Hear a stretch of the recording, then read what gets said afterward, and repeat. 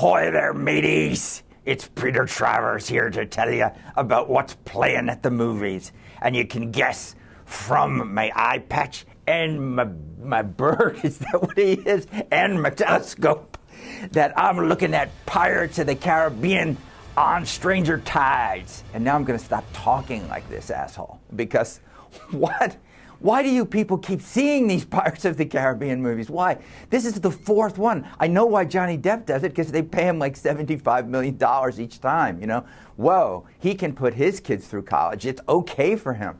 But let's me start by saying something good about this one. This one is only 2 hours and 8 minutes long. You know, the last one was like almost 3 hours long of blathering incoherence. Have any of you ever understood one word that went on in it? Never. We don't do it.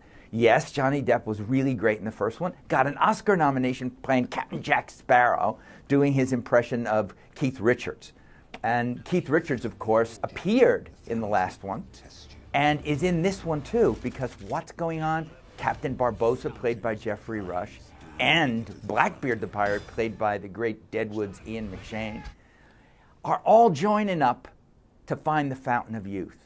And now Captain Jack thinks his father, played by Keith Richards, knows where it is. And Keith Richards has, I'm going to ruin this line for you, but you know, there's only one to ruin in the whole movie. He looks at Johnny Depp and he says, "Does it look like I ever found the Fountain of Youth?" No, he didn't find it. Penelope Cruz is in this one, playing Blackbeard's daughter. She looks really lush and beautiful, and she was pregnant during the shooting. Look at me, trying to avoid the fact that there's nothing to say about this movie except it's more of the same. They made Keira Knightley and Orlando Bloom, who were empty shells of characters, walk the plank. That was a good thing. So I'd rather have Ian McShane in there. And there's a great sequence in 3D about mermaids. These mermaids are great. They're scary. They pop out of the water and they kill these guys, and they've got these teeth, which makes you really frightened if you're a guy. And of course, it's a Disney movie.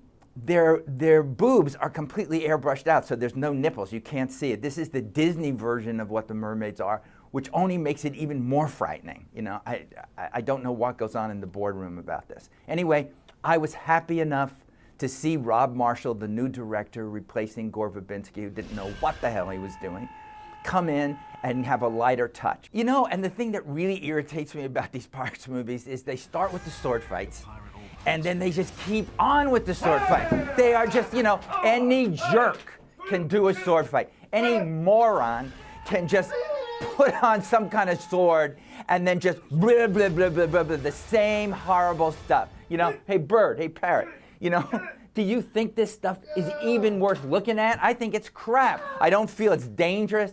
I think it's all garbage, you know? The parrot should just say, stop it, don't do it anymore. It's like a Monty Python parrot, hating sword fights. And you know, I've got to say it, there's no point to these Pirates movies. Why go? Stop going. Make these pirates stop doing what they're doing. Make it a better time for movies. I'm looking through my bad eye at the history of summer movies and what's going to happen at this summer movie. And this is what you're in for if you buy a ticket to Pirates of the Caribbean on Stranger Tides. Strange? That's strange. And I've had enough of it. And I'm Peter Travers.